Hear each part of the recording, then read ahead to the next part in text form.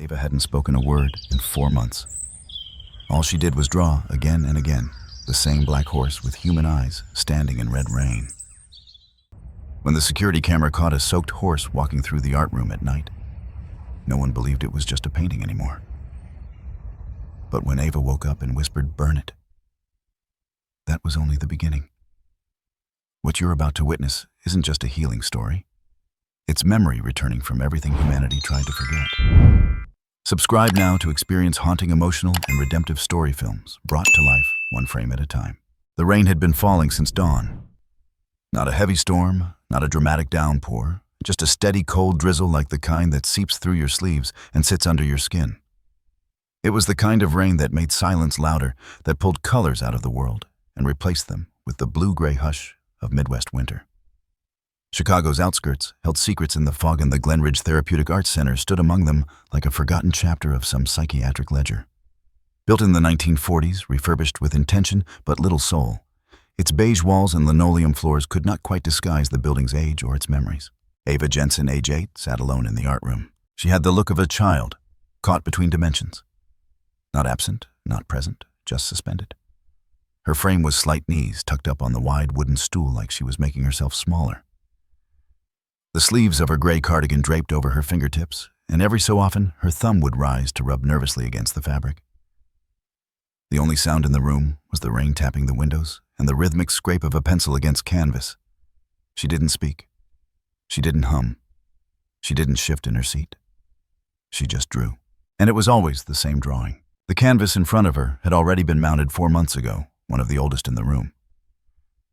The center was dominated by a towering black horse body, lean and rigid, its hooves planted in what appeared to be a puddle of thick crimson water. No sky, no background, just the red rain and the horse. But it wasn't the animal's shape or stance that unsettled most onlookers. It was the eyes. Eyes that were not equine. They were unmistakably human. Round, wet, grieving, watching. They watched you. Cameras recorded Ava's sessions per therapeutic protocol, and footage showed she never erased, never adjusted, never moved the lines. Every day she came in, sat, picked up her graphite pencils, and traced over the same outlines. Not out of obsession, but something quieter, something ritualistic, as though she were feeding the image, not finishing it. Ava hadn't spoken since her third intake at Glenridge, since the foster home incident, which was only referred to in files as the glass and bathtub episode. She refused speech therapy, deflected most attempts at verbal interaction, and only seemed remotely responsive to one activity: drawing. No animals, no trees, no people. Only that one horse. Rachel Meyer noticed her on the first day she transferred to Glenridge's Creative Therapies wing. Rachel was tall, early 40s, with thick dark curls tied up and a blue shawl she wore like armor. She moved with a grace that belied the chronic limp in her right leg, a relic from a highway collision that killed her younger brother. A wound that no therapy, physical or otherwise, had ever truly mended. Her eyes bore the weight of someone who had seen too much too early. PTSD, but buried deep beneath credentials and canvas. She had requested Glenridge specifically. Something about working with children who had stopped speaking felt like redemption. But Ava rattled her. Not because the girl was unresponsive. Rachel had worked with nonverbal trauma survivors before. It was the image. The drawing. The thing on the canvas. The first time Rachel saw it, she stood behind Ava quietly, arms crossed the way she usually did to observe without intrusion. Ava didn't flinch, didn't acknowledge her presence. Rachel's gaze slid to the paper and stopped. The hair on the back of her arms lifted. She'd seen hundreds of children's drawings, from scrawled stick figures to disturbing blood-splattered fantasies. But this one had technical weight, shadow and texture far beyond Ava's age. But more than that, it had intention. And the eyes locked on her as though they had something to say, something to show, something to accuse. Rachel found herself stepping back without realizing it.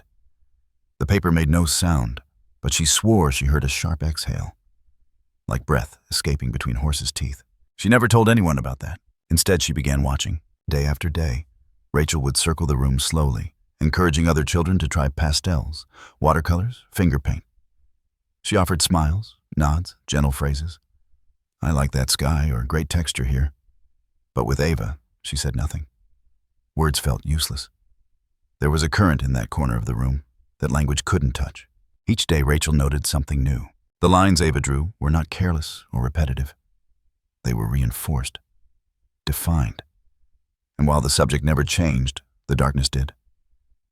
The body of the horse grew deeper, more rigid, the outlines more severe, the rain more blood-like. But the most haunting shift came 2 weeks in the eyes, seemed more open, wider, as if somehow they had noticed the viewer. "Does she copy this from something?" Rachel asked one of the aides during their weekly debrief. "Nope," the woman answered. "Freehand, always has been." "You sure it's not from a photo book?" "She doesn't look at anything, just sits, draws, same one every time. Been doing it since January." Rachel glanced at the date. It was May. That week, Rachel began pulling older footage of the art room, scrolling through sessions. Ava, stool, drawing, always the same. The child's hands moved with calm precision. There was no rush, no hesitation. But the unsettling thing was, Rachel couldn't detect any sign of revision. Not a single moment where Ava adjusted a limb or erased a shadow. It was like she was copying something, burned into her memory. But how? Children don't remember detail that way. Not without repetition. Not unless it's etched into their nervous system by trauma or obsession. Rachel knew the signs. Ava didn't flinch, didn't show distress. But trauma has more than one face. And silence, sometimes, is the loudest one. By week 3, Rachel sat at her desk every evening watching the clips, drinking cold coffee, zooming in on the eyes of the horse. They were human, yes, but not generic. They weren't symbols. They had specificity. Pupils, tear ducts, reflections. Rachel squinted. In one still frame, she could swear there was a silhouette in the iris. A man, maybe? Or another animal. Her therapist would say she was projecting, filling in gaps with her own history. But Rachel knew better. She wasn't seeing herself. She was seeing something Ava saw and couldn't say. She decided to approach Ava directly. The next morning, Rachel arrived early, pulled a stool beside Ava's usual spot. When the girl entered, she paused, briefly, then climbed up and resumed drawing. Rachel said nothing for the first 5 minutes. Then, "That's a strong neck. Powerful build. You know horses." No response. Pencil moved. "My brother used to ride, when we were kids. He had a pony named Elko. Never really liked it. Elko bit him once." Still no reaction. Rachel adjusted her tone, softer. "This one, yours? It's different. It's not just a horse, is it?" Ava's hand paused. Just a flicker. Then continued. Rachel's heart raced. "What's his name?" No answer. The silence was not dismissive. It was ritual. Protective. Like breaking it might break something else. Something old. That night, Rachel watched the latest clip again. Her own voice in the footage made her cringe. She sounded too clinical. Too inquisitive. She rewinded, paused at the final frame of Ava's work. This time the horse's mouth was slightly open. It hadn't been before. Rachel leaned in, zoomed closer. Inside the darkened teeth line, barely visible, was something like rope. A rein? No, a scar. That's when she felt it. That eerie prickle in her spine, like she was being watched from behind. She spun in her chair. Nothing, just her desk, her bag, and the rain hammering harder now against the windows. She turned back to the screen. Ava's horse stared through her. Its human eyes weren't just witnessing. They were waiting. Within the next few days, Rachel began documenting what she called consistency anomalies in Ava's work. The way the droplets of red rain never splashed. The way the puddle under the hooves never rippled. The way the shadow under the horse changed angle ever so slightly between sessions. It wasn't a drawing. It was a frame, a frozen moment, a punishment. The other staff didn't see it. They complimented Ava's focus and praised Rachel's rapport. But Rachel had stopped caring about protocols. There was something inside that image, a cry, a curse, a confession. And Ava was its vessel. Then came the night of May 24th. Rachel stayed late finishing intake reports. The hallways were mostly dark, only the art room remained faintly lit. She passed by, glanced in. The canvas was still there. Ava had left her pencil. And in that second, under flickering fluorescent light, Rachel swore the horse blinked. She didn't sleep that night, and for the first time since the accident, she dreamed. But it wasn't of twisted metal or ambulance sirens. It was of hooves, wet stone, and the sound of breath, hot and grieving on the back of her neck. It was a Wednesday morning when Rachel decided to break the pattern. The routine at Glen Ridge had become its own kind of echo chamber meals. At 9 sessions, at 10 meds, at noon lights, dim by 8. Everything predictable, everything controllable. That was the point, supposedly. Structure for safety. But structure had its shadows and Rachel felt them thickening around Ava with every passing day. That morning, the rain had let up, but left behind a sky the color of faded bruises, the kind of light that made everything look slightly older. Rachel stood near the easel station with a tray of unused materials, pastels, watercolors, even chalk-bright childlike mediums that had rarely found use in this wing. She placed them gently near Ava's canvas. The girl had already begun redrawing the same lines, the same outline of the black horse, the same pooling of crimson beneath it. Rachel crouched beside her slow, not wanting to trigger withdrawal.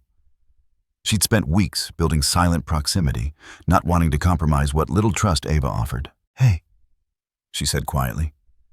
"You ever think about trying something different?" Ava didn't respond, didn't blink. Rachel pointed toward the tray. "Colors, other shapes. You could draw anything you want. Doesn't even have to be a horse." Still nothing. Rachel pressed slightly. "What about something happy? Maybe a place you like, a person you miss." Ava's pencil paused, fractional, barely noticeable, but Rachel caught it, a single hesitation. Then the hand resumed. She sighed inwardly, straightened up. The air around the girl was dense. Not hostile, not vacant, just occupied. Like someone else was standing there with her. Someone Rachel couldn't see. Or worse, someone Ava couldn't leave. She turned to head back toward her desk when a low whistle sliced through the room.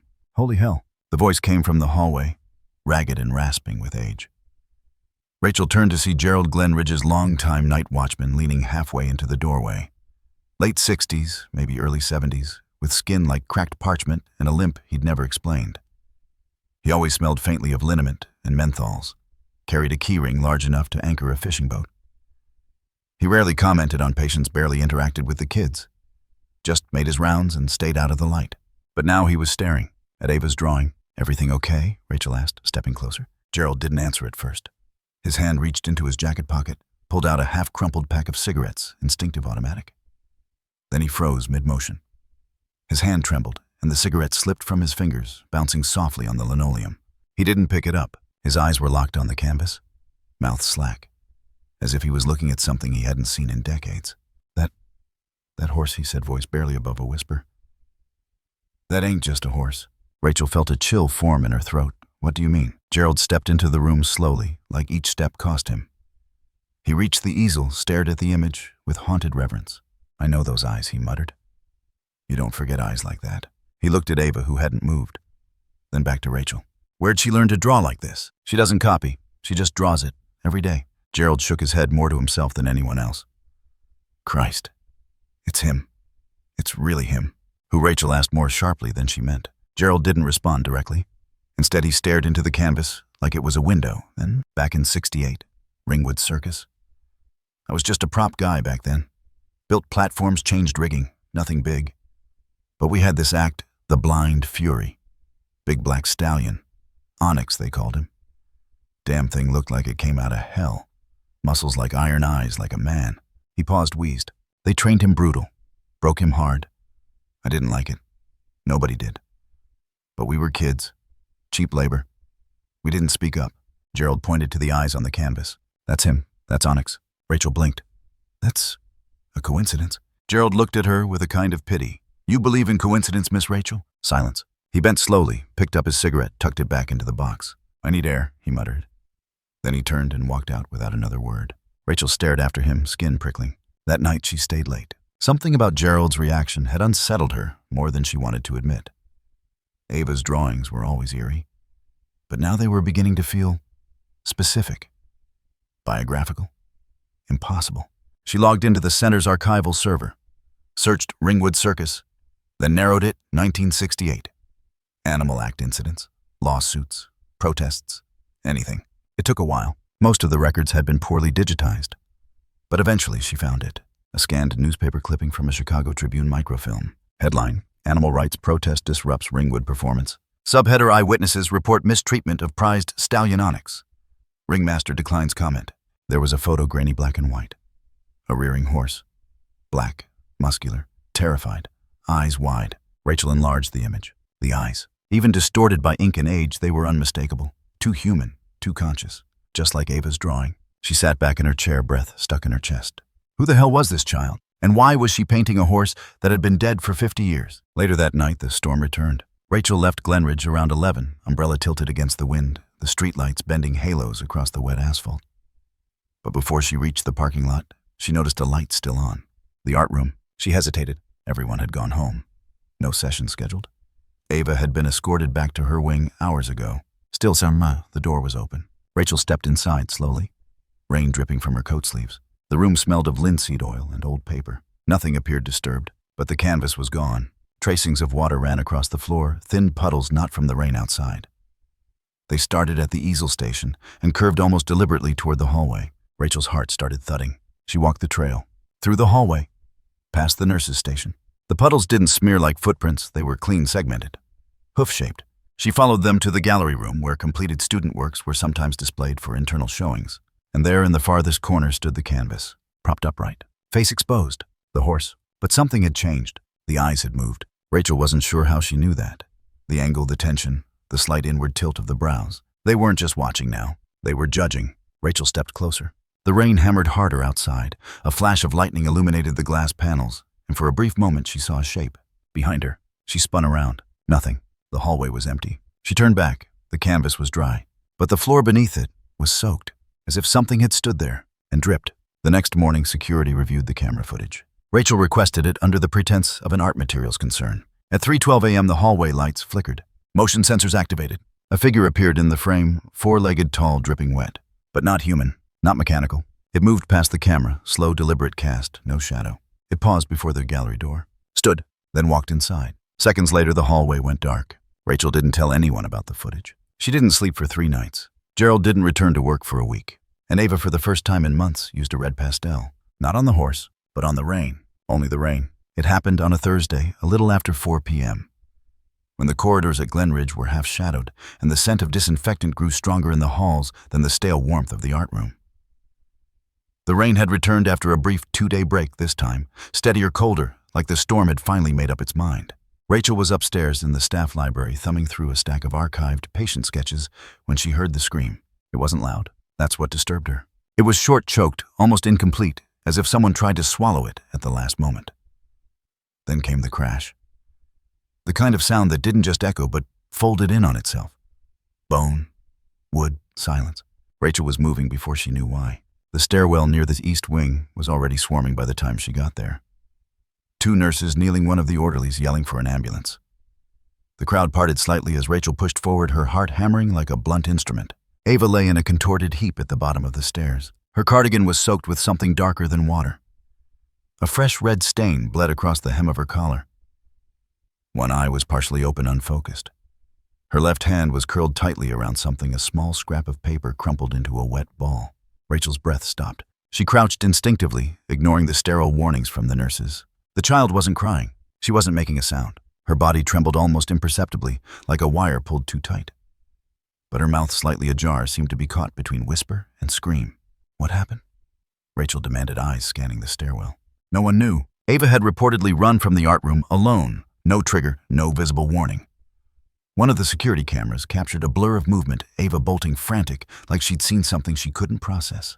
The problem was no one else had, but Rachel knew better. She reached for Ava's clenched hand, gently peeled back the cold fingers, layer by layer. The paper inside was part of a notebook page, torn unevenly at the top. On it, scrawled in dark graphite with a shaky hand, were 4 words. It hasn't forgiven yet. Rachel's spine stiffened. There were no hearts or flowers, no names. Just the sentence. Cold. Present tense. A statement, not a fear. The ambulance lights bled through the stained glass entrance like blue ghosts. They took Ava within minutes. She didn't regain consciousness. That night, Rachel didn't go home. Instead, she returned to the art room alone. It was cold, even with the heaters on. The easels looked like sentinels, standing in judgment. Ava's station remained untouched. The drawing Transo 4 had not moved. But something about it had changed. The eyes. They no longer looked out. They looked down. Rachel sat on the stool opposite the canvas, folded her hands, and let herself stare. For minutes, for hours maybe. What was she missing? The feeling she had wasn't fear. Not anymore. It was closer to guilt and ancestral weight she couldn't name but couldn't ignore. Ava's note. It hasn't forgiven yet lingered in her thoughts like a final breath trapped in the room. Rachel opened her laptop and began to dig. The deeper she searched, the darker it got. Public records were minimal. Ringwood Circus had closed operations in 1971, barely 3 years after the alleged Onyx incident. No formal charges were ever filed. The only mention of abuse had come from a group of fringe animal rights activists who at the time were dismissed as hippie radicals. Their leaflets were labeled propaganda. But Rachel didn't stop there. She found an old photo archive scanned by a library volunteer titled Midwest Americana, 1960s Fairs and Spectacles. In one folder buried between clowns and carnival barkers was a series of grainy images. One showed a tall man in a red tailcoat holding a riding crop. His face was familiar. Rachel couldn't place it. But it tugged at her like deja vu from someone else's dream. She clicked the photo's metadata. Name Franklin Jensen. She froze. Jensen, Ava's last name. Rachel opened Ava's intake file, flipped back to the family history. Biological lineage, spotty at best. Mother unknown. Father unnamed, possibly deceased. But under maternal grandfather, handwritten and nearly faded, Franklin Jensen. Rachel's lungs seemed to fold. She cross-referenced the data. Franklin Jensen, head trainer at Ringwood. Specialized in equestrian acts. Accused anonymously in 1968 of using electrical stimulation and starvation methods to control Onyx, the circus's prized black stallion. The case never made it to court. No surviving photos of Onyx existed outside promotional posters, and even those had been destroyed during a fire in 1970. But Ava had drawn him. Not an interpretation, not a child's version. A reconstruction, anatomically correct, specific, lifelike. Rachel clicked the file again, looked at Franklin Jensen's face. There was something predatory in the eyes, proud, cold. She opened Ava's first sketch. The eyes of the horse. They mirrored him. The next morning, she visited Gerald. He was in the boiler room where he spent most of his off hours, half office, half nostalgia den. A faded poster of the Ringwood Circus hung behind his desk, alongside a rusted horseshoe and a black and white snapshot of two boys beside a trailer. One was Gerald. The other, Rachel now realized, was Jensen. You knew him, she said without greeting. Gerald didn't look up. Didn't say I didn't. Franklin Jensen, you worked under him. He lit a cigarette slowly, like preparing for confession. We all did. He ran the equine program. Harsh bastard. Rachel stepped closer. You knew about the abuse. Gerald exhaled smoke. Back then we didn't call it that. Called it conditioning. Called it discipline. But yeah, we knew. He finally met her eyes. Onyx was more than an animal. He was like a test. Franklin wanted to break something beautiful. Wanted to prove he could. Rachel's voice dropped. He blinded him. One eye. Yeah, took weeks. Cut feed flooded the pen with lights, blasted static. Onyx stopped sleeping. Eventually, he broke. Why didn't anyone stop him? Because people paid to see control. Spectacle. The crowd didn't care how it happened. They just wanted a show. Rachel's jaw clenched. There's more, Gerald said, softer now. They say toward the end, Onyx stopped reacting. Just stood there. Watched. One good eye staring dead at Franklin, like he knew. Rachel whispered, like he remembered. Gerald nodded. And then, one night just before the final tour, Onyx bolted during rehearsal. No one ever saw him again. They said he ran off. But some of us, we heard stories. Whispers. Rachel felt her chest tighten. What kind of whispers? That he never left. That his shadow still showed up. In barns, in mirrors, at circuses that used his name without permission. Always the same thing, soaking wet eyes, human. Watching. He tapped the ashtray. I never saw it. Not until now. Rachel looked down. There on his desk was a photocopy of Ava's drawing. He touched the eye gently with one wrinkled finger. She brought him back. Back at the hospital, Ava hadn't moved. Machines hummed. IV dripped. Her small frame lay still, mouth parted slightly as if caught mid-prayer. Nurses spoke of stabilizing vitals of brain response patterns. But Rachel didn't care about charts. She cared about the past. She sat beside the bed, opened the small leather journal the staff had recovered from Ava's cubby. Most pages were blank. But in the center, pressed into the paper like something urgent, was a drawing, not of a horse, but of Franklin. Riding crop. Tailcoat. Eyes hollow. Below the sketch in thin, shaking letters, he made it scream. Rachel closed the book gently. Outside the rain began again, but softer now, like something had stopped raging and started remembering. The hallway outside Ava's hospital room was too quiet, as if the silence itself was straining under the weight of something unspeakable. Rachel stood there for a moment, her hand resting on the cool metal door frame, unwilling to push forward, afraid of what it would feel like to see Ava, in that state helpless wired machine breathing. Not because she feared death, but because deep in her gut, she feared the in-between. The suspended space where spirits linger and unfinished stories hum in the walls like a soft electrical current. The lights inside were dimmed. No visitors except her. Ava lay curled slightly to one side, though the arrangement was not her own. nurses doing their best to keep her body from stiffening. A thin tube snaked into her nose. Another ran into her arm. Machines chirped in passive monotone. Her face was peaceful, but not childlike. Too still, as though some part of her had already walked away. Rachel sat quietly beside the bed. No clipboard, no assessments, just the journal. She had debated whether to bring it. The thin leather-bound notebook was fraying at the corners, its pages mostly blank, save for the handful of entries Ava had scribbled in moments of private fracture. Most would have considered it insignificant. Scribbles, trauma runoff. But Rachel had seen enough to know some wounds don't bleed onto skin. They seep into ink, into silence.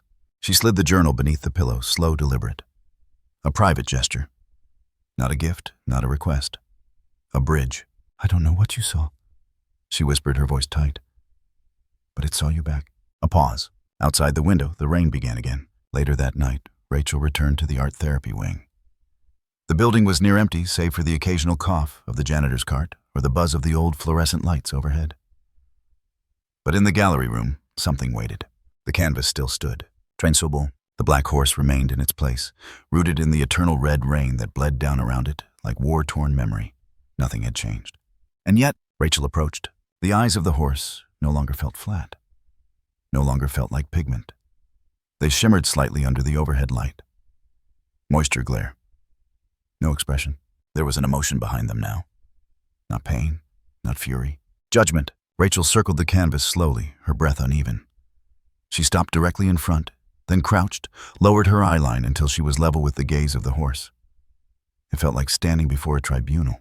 She whispered more to herself than anything else, "You haven't forgiven us."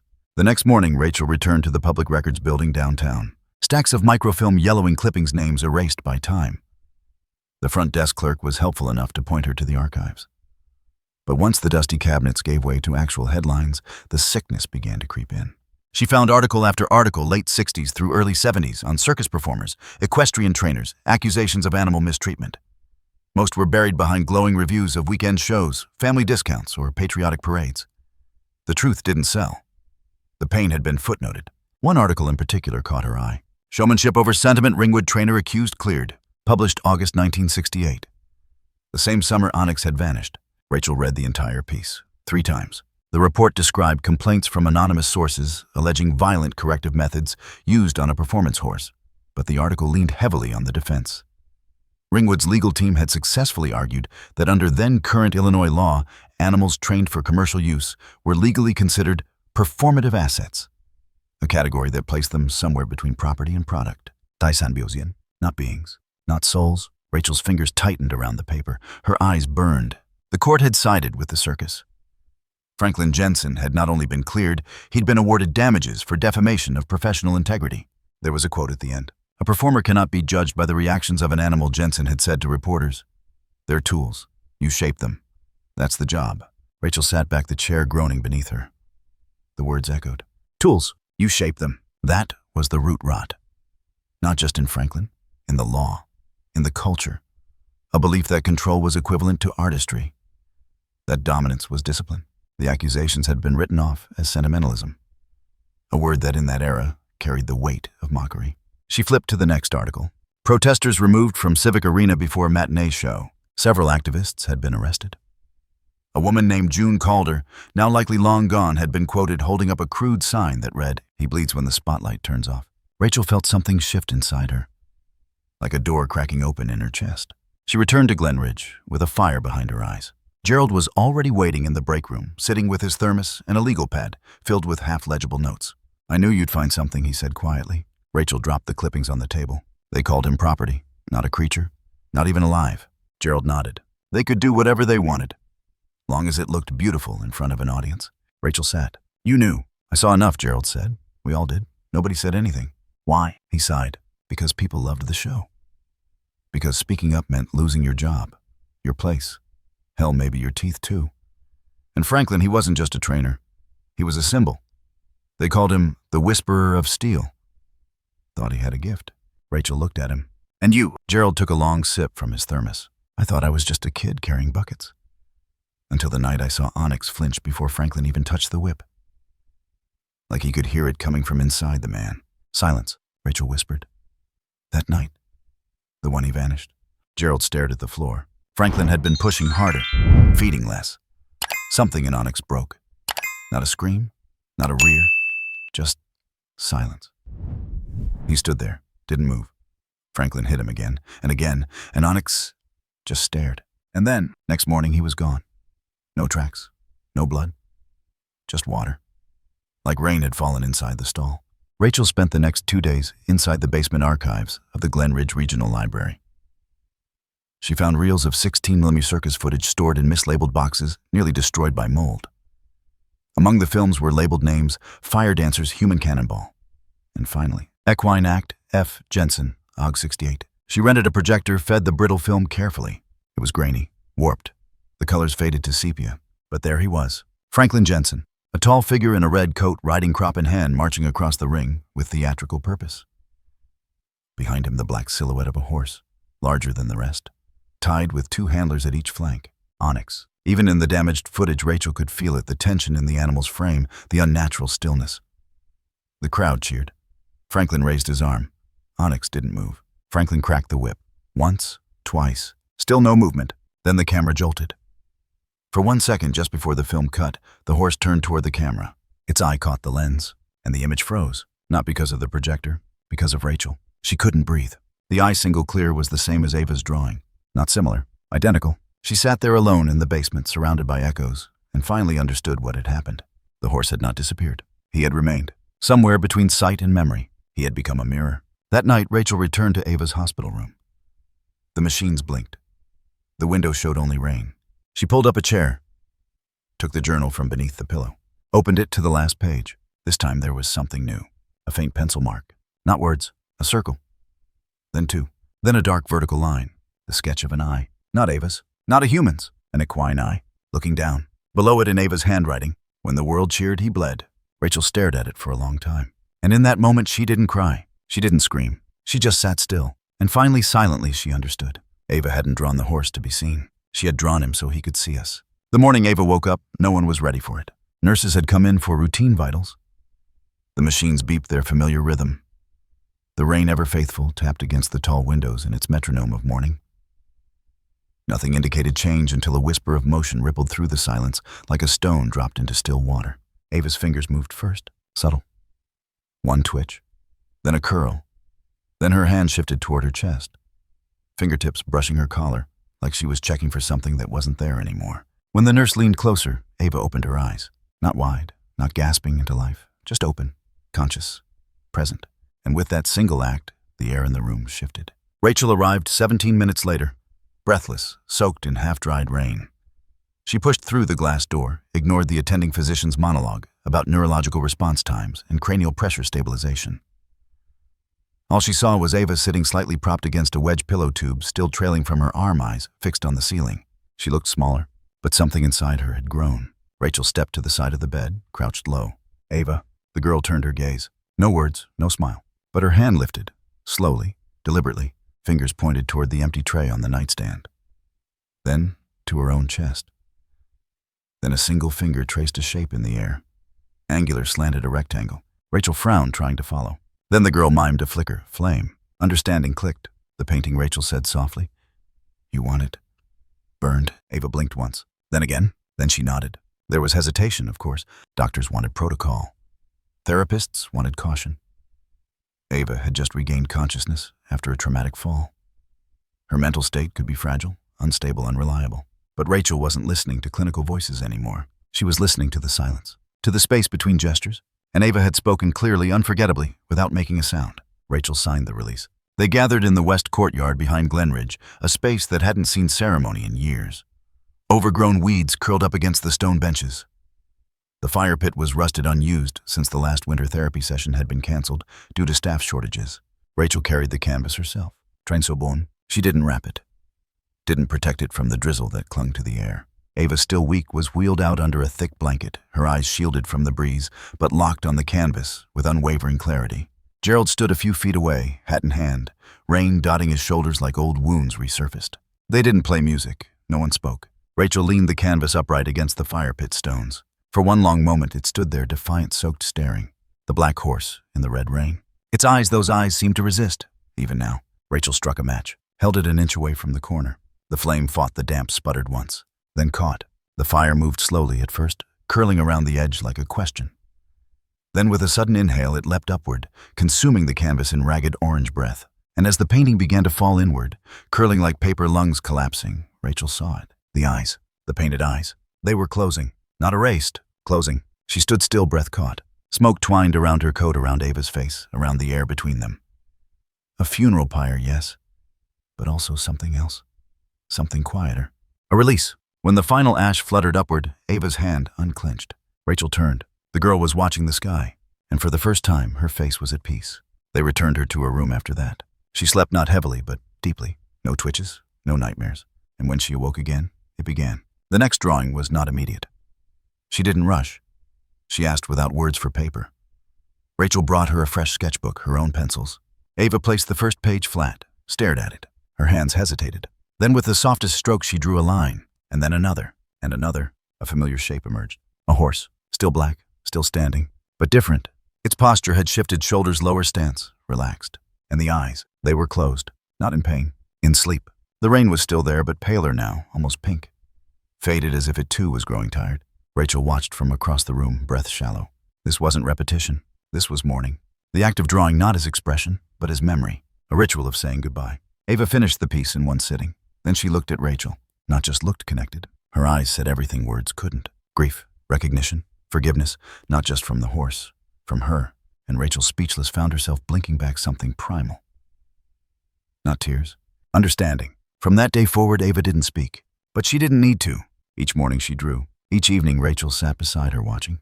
Their conversations were silent, built from nods and glances, the occasional passing of a pencil. They had created a new language, one written in eye contact, in posture, in the slow, sacred act of image-making. The staff called it non-verbal improvement. Rachel called it what it was, truth. In the weeks that followed, Ava's art evolved. The horses changed. Some lay down, heads resting in fields of faint red. Others turned toward unseen suns. The rain lessened with each piece, until one day it stopped entirely. Rachel held up the latest piece. Ava had slid it across the table like a letter folded in half. It showed the same horse, same silhouette. But now no storm, no blood, just sky, soft, wide, waiting. And in the bottom corner, barely visible, a girl. Standing, small, looking up. Rachel stared at it for a long time. Then she asked, not aloud, but with her eyes, "Is that you?" Ava met her gaze, held it, then slowly smiled. Rachel returned to the gallery room that evening, alone. Transoborn was gone. The wall where it once hung now bore a burn mark, faint but permanent. She didn't want to repaint it. She wanted it to stay. Not as a scar, as a reminder. She stood in the center of the room, closed her eyes, and asked the question she had been avoiding for months. Have I ever turned away from a creature that needed me? The answer came not in words, but in memory. A dog she once found on the road as a teenager, starving, one leg, broken eyes wild. She had panicked, called a neighbor. Never saw it again. A racetrack internship in college where horses limped after rehearsals. She had walked away. Even her brother, in those final days before the accident, frustrated, calling her from a payphone at midnight, saying he couldn't breathe in this family anymore. She hadn't called back. Rachel dropped into the gallery chair, suddenly shaking. Guilt is not always violent. Sometimes it's quiet. Sometimes it whispers behind your ribs for years before you ever name it. The next morning, she brought Ava a new canvas, larger than usual, blank, and she left the room. 2 hours passed. When she returned, the drawing wasn't finished, but it was different. The horse stood beside a river now. Its reflection was a mirror, and in the water, not another horse. A man, older, kind-faced, eyes closed. Rachel asked nothing. Ava slid the sketch forward, turned a pencil upright between her fingers. Then with her other hand, tapped her heart. Rachel nodded. She understood. Forgiveness doesn't erase. It integrates. And with that, something in both of them shifted. Rachel resumed painting in the staff wing abstracts mostly, but now they pulsed with more motion. She taught Ava brushwork. Ava didn't like the mess of it, but she smiled when colors bled over one another like they were embracing. Gerald dropped by once a week now. He brought peppermint candy and old circus pamphlets. He never touched the art, but he always nodded at Ava before leaving. A salute, a thank you. By the third month, Ava's drawings took on a new texture. Color, curved landscapes, wind, and her horses, now they ran, not from something, toward it. The room smelled of mildew and old acetate. Rachel had returned to the Glen Ridge archive vault that evening with a small hand-crank projector she'd borrowed from a nearby university's preservation lab, one of the last machines compatible with the brittle 1968 footage. The film reels previously cataloged, but left untouched due to degradation, sat like forgotten phantoms in a dented steel case. The one labeled Equine Act, final week. Ringwood was barely legible in faded Sharpie. Someone had scratched a faint X over the tape. She didn't ask why. She threaded the film slowly, carefully. One fray could shatter the whole reel. The machine's gears clicked to life with a rasp, like someone exhaling beneath a sheet. The first frames flickered. The footage was silent. But that somehow made it worse. The frame jittered until the image steadied into the grainy outline of a circus ring. Bleachers full of spectators, mostly children. Parents with paper programs, some clapping. And then there he was. Franklin Jensen, tall, precise, unmistakably commanding. His red coat shimmered even in the black and white footage. His eyes, cold, deliberate, looked directly at the camera, as if aware it was documenting something sacred. A ritual of control. Behind him, the silhouette of Onyx. The stallion was magnificent, even in decay. His shoulders tight, head tilted slightly off axis, possibly due to the blindness in his right eye. But what Rachel noticed most was the stillness. It wasn't obedience. It was resignation. As if the horse knew it had lost the right to move. Franklin snapped the whip not once, but 3 times. Onyx flinched with the third, but didn't rear, didn't react. The audience clapped as if in approval of discipline itself. The next sequence showed a rehearsal session. No audience, just a few trainers and assistants. This is where the air changed. Franklin entered the frame from the left.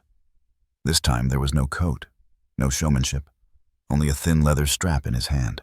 He approached Onyx with the air of someone confronting a personal enemy. The whip struck, once, twice, then a longer swing. Rachel's stomach turned. The horse didn't move. And then something blurred at the bottom corner. A child. A little girl, maybe 5 or 6, crawling under the edge of the ring, dressed in a loose white shift. Likely someone's daughter. Or... no. Rachel paused the reel, froze the frame. The girl looked up, and there it was. The eyes. Not just similar, identical. The shape of the brow.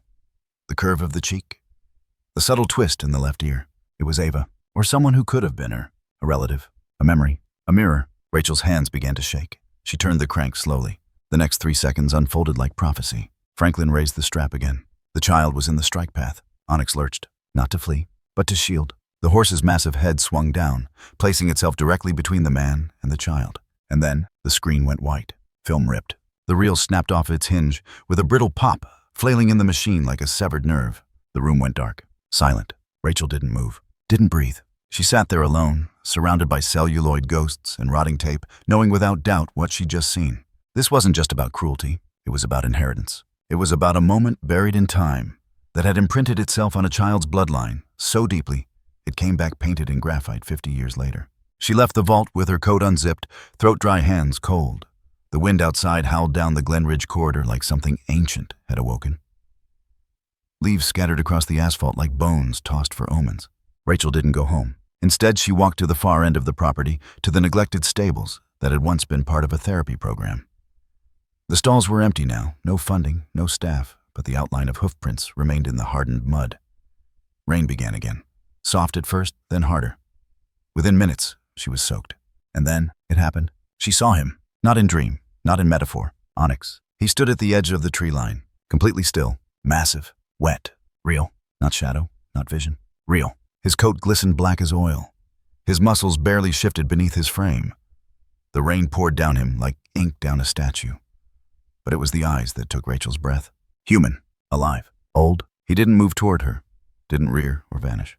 He just watched, and in that gaze, she felt the full weight of everything that had gone unsaid. The screams that never came from Ava's mouth. The journals that told truth only after injury. The blood-soaked ring beneath Franklin's boots.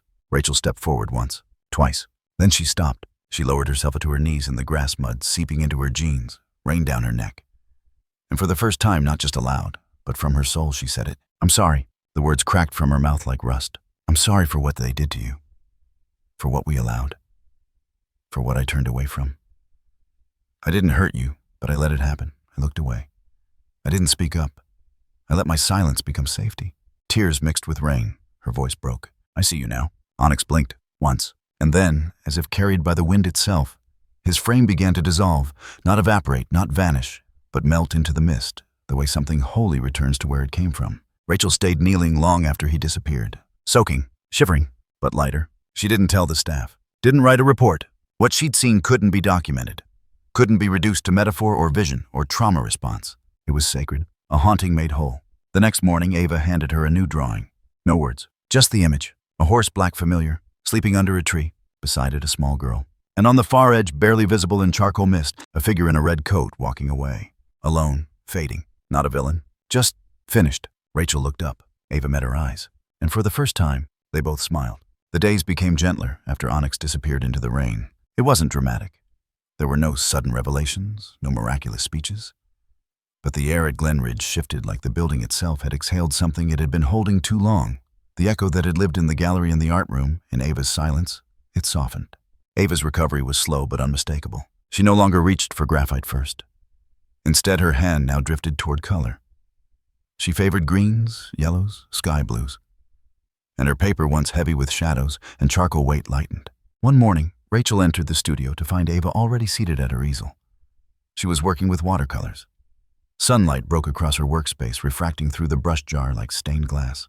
The painting in progress showed a horse in mid-step. Its hooves weren't rooted in stormwater anymore. They touched grass, soft, bright green. And beside the horse, off-center but smiling, stood a girl, arms raised, laughter drawn in gesture, not expression. She had Ava's face, but freer, as if no one had ever told her to be quiet. Rachel stood behind her for a long moment. "You've changed something," she said softly. Ava looked over her shoulder. Then, without a word, turned the painting around and offered it to Rachel. Rachel took it with care, hands trembling just slightly. "You're not just remembering anymore," she whispered. "You're imagining." Ava didn't speak. She didn't need to. Her eyes had softened.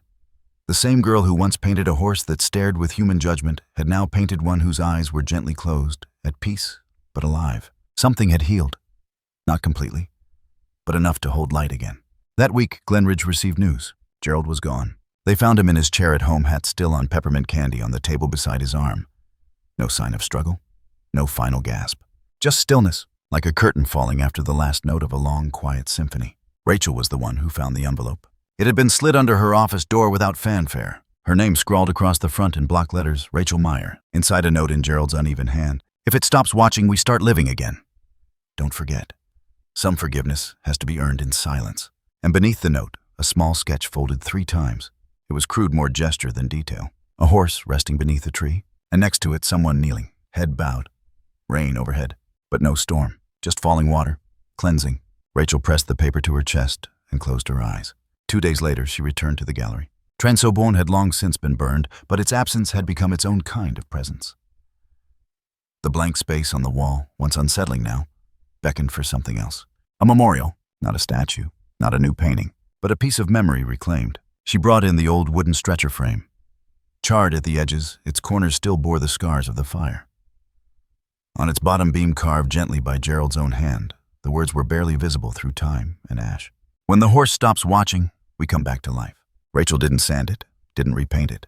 She mounted it bare, placed it inside a protective case, and hung it back on the gallery wall. Below it, a small brass plaque, in memory of those who suffer in silence, in honor of those who listen, and in forgiveness for those who look away until they see. It became a place people visited without speaking. Sometimes children stood in front of it and simply breathed. The transformation didn't stop with Ava.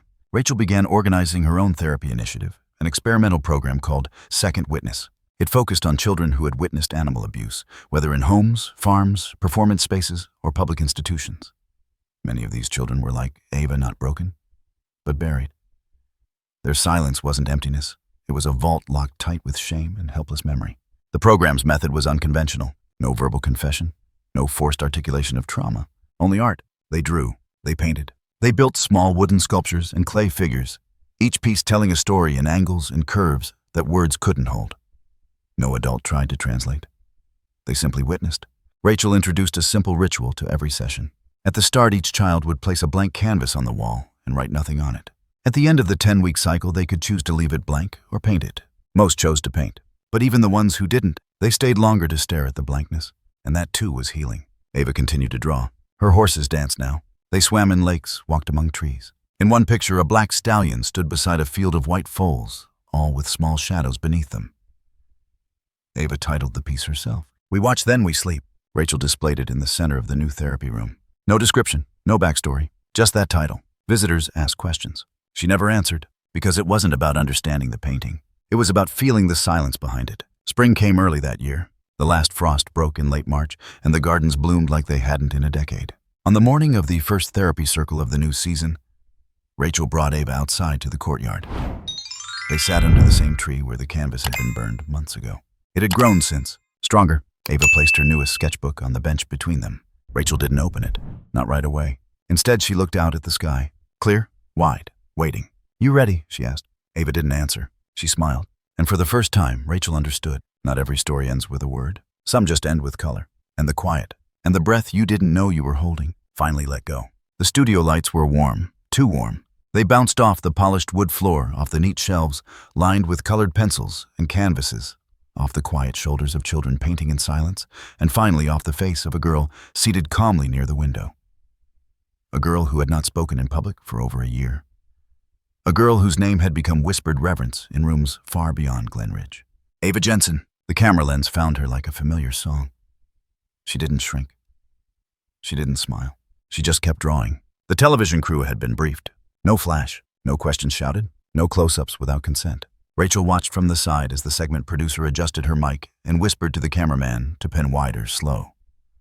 They were here to film a feature on Second Witness, the art-based therapy program that had quietly become one of the most effective trauma intervention models for children who had witnessed or endured cruelty toward animals. But what they didn't know, what they couldn't know, was how deep it went. How much of what these children created came not from technique, but from memory. From places in the soul untouched by law or science. From pain older than words. Ava finished her drawing. This one was different.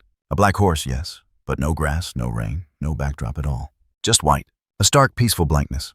The horse's eyes were closed. Its head was resting on folded legs. It was sleeping. Rachel stepped over. The producer leaned in beside her, voice hushed. "Is she okay to talk?" Rachel looked at Ava. Then asked, "Would you like to say something?" "Just one question." Ava nodded. The reporter knelt in front of her microphone, steady. "Sweetheart, may I ask, why do your horses always have their eyes closed now?" Ava looked down at the paper. She paused, not from fear but from weight. Then she lifted her head. And for the first time, she spoke into the air with a voice like wind through tall grass. "Because it's sleeping." A pause. "Because it's not hurting anymore." Silence flooded the room. Even the camera stopped moving. The words didn't come with force. They came with peace. The segment aired a week later. It ran on a Friday night right after the local news, but just before the late movie. The anchor had introduced it with a soft, reverent tone, a story of silence, memory, and the healing power of art. And then the world saw Ava, not the patient, not the mystery child with the haunted eyes, but the artist, the witness, the one who'd carried pain too big for her body and translated it into images that even adults couldn't ignore. Within 24 hours, the clip had been shared thousands of times. The full piece was uploaded to the network's site then, to social media where it traveled farther than Rachel ever expected. Comments poured in. "I didn't know this happened to animals. I never thought about how kids might carry those images. We need laws." Now, the ripple became a wave. Animal rights groups reposted the segment, tying it to long-standing calls for federal bans on the use of animals in performance-based entertainment. A Change.org petition titled "End the Spectacle, Ban Animal Circuses in the U.S." appeared within 72 hours.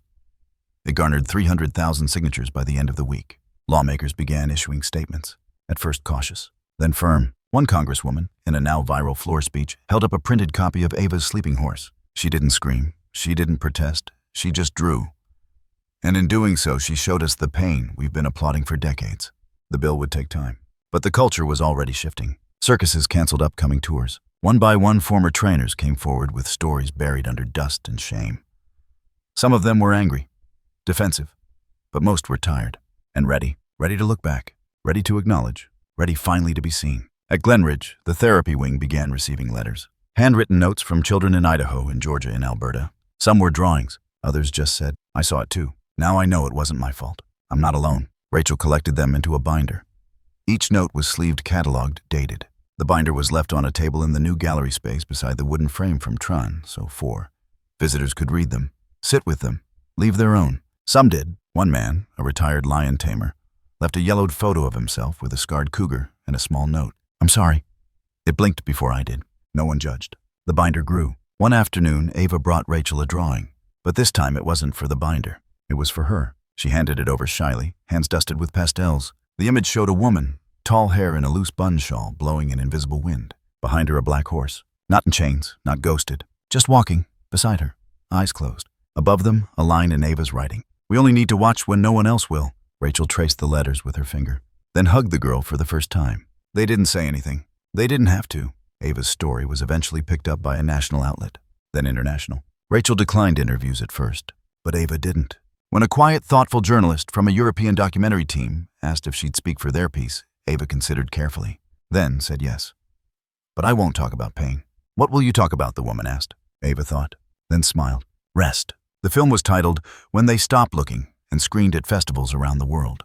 At one panel, a young woman stood up during the Q&A and said, "I grew up in a circus. I saw things. I never knew. I was carrying it until I saw your film." Ava didn't answer. She walked down from the stage and hugged her. By the time Ava turned 12, Second Witness had opened 2 additional locations. One in Oregon, one in New Hampshire. Rachel trained new facilitators. She taught them what Gerald had taught her without ever putting it on paper. Watch the silence. Trust the hands. And never ask the horse to explain its eyes. The programs adapted, evolved. Some children painted wolves. Some drew fish. One girl sculpted an elephant from crushed glass and wire. The trauma wasn't always the same, but the healing was. And at the center of it all, always, art and memory, and the courage to let what was seen become something more. Years later, when asked in an interview if she still painted horses, Ava smiled. "Sometimes." "And do they still sleep?" She paused, then nodded. "Most of them, and the ones that don't." Ava looked out the window. "They're watching someone else now." The wind was soft that morning. It carried the scent of earth, warmed by the first blush of spring, bending through the long grasses behind Glenridge, like a gentle breath from something ancient and unseen. The sky was unusually clear, one of those perfect pale blues that felt almost scripted. They said Gerald had wanted no fuss, no formal memorial, no plaques, no speeches. "Just let the grass take me," he'd joked once to Rachel, with that gravel laugh of his, tapping a candy cane against his mug. But Ava came anyway. She wore no black. Instead, she held a canvas, medium-sized, unframed, the edges raw. Her hands clutched it with the kind of care reserved for things alive. Rachel was already seated on the edge of the garden wall when Ava arrived. She rose as the girl approached and wordlessly stepped back to give her space. The field behind the clinic stretched wide, spotted with early flowers and the ghosts of footpaths from older days. And in the center of it all stood a simple stone, smooth and curved by hand. Nothing engraved. Just presence. Ava knelt. She didn't cry, didn't speak. She placed the painting against the stone. The image of a black horse, alone in an open field. No rain, no clouds, no shadows. Its head was slightly bowed, one ear flicked back as if listening to a song no longer playing, and its eyes closed. Not in fear, not in sleep. In peace. She stood slowly, brushed dirt from her knees, and stepped back. Rachel came to her side. They stood there for a while, just stood. Then Ava whispered so quietly, Rachel wasn't sure it was real. "He's free." That afternoon, the clinic was quiet. Most of the children had gone home early for a holiday weekend. The halls were still lit only by the lingering gold of late-day sun streaming through the high glass. Rachel walked the corridors alone, not searching, just arriving. Her steps led her to the old gallery room, now mostly unused, left open more as a sanctuary than a display. The walls had been repainted since Transo 4 burned. The char on the wood was gone, but the memory was held in the faint crack of floorboards, in the way the room swallowed sound. She stepped inside. One wall remained blank. A choice, not neglect. It was where the first truth had been hung. Where a child had once drawn pain so loud, it made the world listen. Rachel didn't turn on the lights. She sat in the far corner chair, the one with one leg shorter than the rest, and let the sunlight paint the room. It hit the wall in slow ribbons breaking around the window frame, like fingers brushing an old scar. Time passed. She didn't check the clock. Then movement. Faint. A shadow, long, graceful, moved across the far wall. Not harsh, not sudden. Just passing. Rachel didn't tense. She didn't turn. She just breathed in and smiled. It wasn't fear. It wasn't doubt. It was acknowledgement. A goodbye not made of words, but of presence. A soft sound followed like hooves brushing damp ground, retreating gently into silence. She closed her eyes and whispered not to the room, not to the shadow, but to herself. "Thank you." Outside, dusk settled like a hush. Inside, on the gallery's white wall, light moved for the last time. And then in simple white text, the final words appeared. Quiet, unrushed, true. When the horse stops watching, we come back to life. Ava Jensen, 2032.